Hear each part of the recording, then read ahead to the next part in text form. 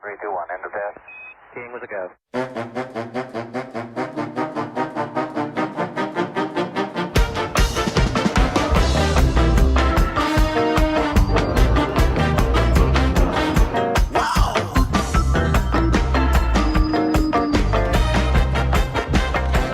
Well, hello there, and welcome to another edition of Warbird Wednesday. My name is Fred Bell. I am the Vice Chairman of the Palm Springs Air Museum.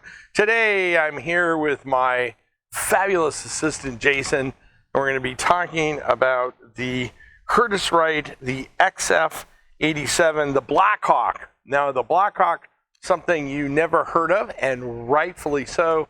I'm going to tell you something it did, which was not good, actually, but we'll talk about it in just a second. But first, we had this conversation off camera. What in the heck is this thing? I'm Batman. I'm Batman. I'm Batman. I'm Batman. I'm Batman. Nothing. I think it's a bat, although it is probably the hairiest bat I've ever seen in my life. I'm going to go ahead and toss that off. The kids will love that in our school groups. I'm going to go ahead and pick up this P40, a Curtiss Wright product. Now, I'll go up and throw a plan view. You can, Greg at home can throw a plan view up of the XF-87. So this was envisioned actually during the war as a aircraft that would replace the Black Widow. It started out as the XA-43, which was an attack aircraft, a heavy attack aircraft. And stick with me on heavy, because this airplane ultimately lost out because it was it had two jet wing pods, or pods for jet engines on either side. It was an extremely large aircraft, and we're going to talk about that. It first flew in 1948. There were two prototypes built at the time, and guess what? It was canceled in 1948 as well, and primarily due to, remember, all of this generational stuff going on with aircraft.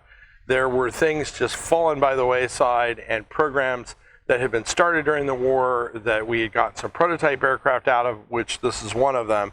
And then suddenly the reformed United States Air Force, really coming out of the Army Air Force, made a lot of decisions about getting rid of airplanes, and jet engine technology is changing so rapidly, and the speeds that a lot of these airplanes found themselves left in the dust. As I said, it was slower than expected, primarily due to weight. It had GE J47 engines in it.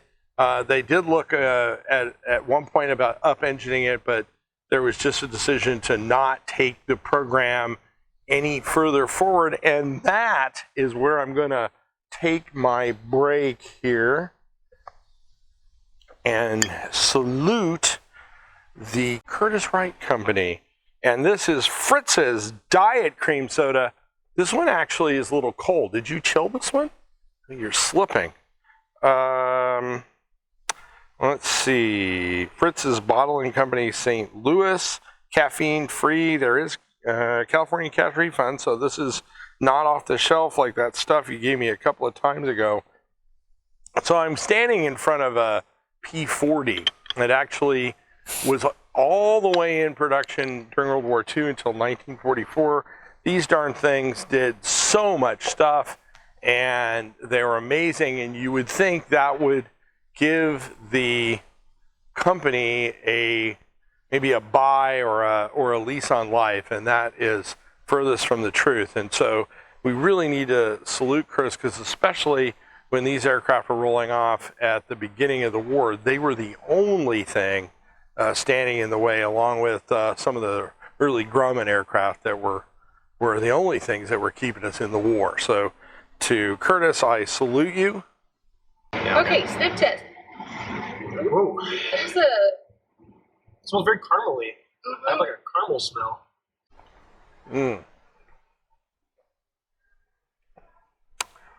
that's not as awful as that. So this one's not bad. I'll try it. He's shaking his head. I'll try one more. This company has been around for 75 years, so I feel like they know what they're doing. They should. For Curtis Wright, and we will park that. So the good old Blackhawk fought it out, and it ran into which airplane that it lost to? Jason, you have any idea? The F-89, the Scorpion, which has to be, this airplane was actually a pretty aircraft. I thought the lines on it were good. The Scorpion, and you can argue with me in the comments, the Scorpion is not what I would consider to be a pretty airplane. Maybe some people like it. If you do, it's just not my cup of tea.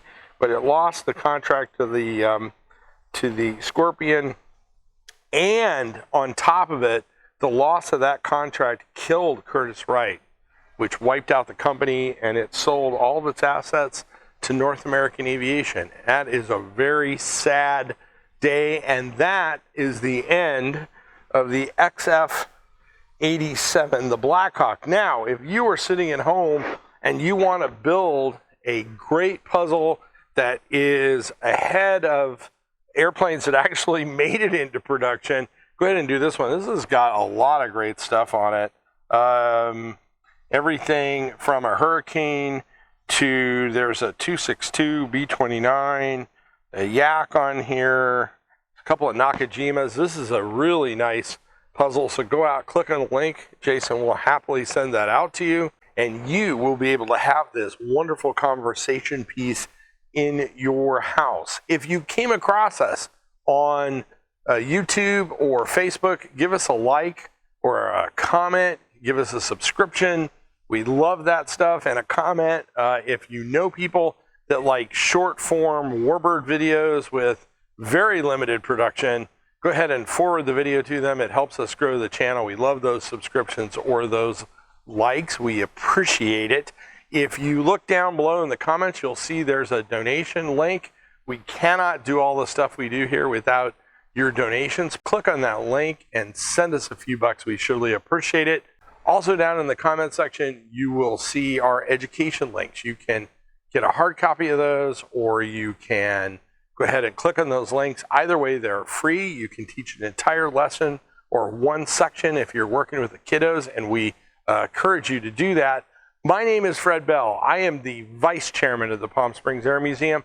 Thanks so much. Have a great day. 3, 2, 1, end of test. King with a go.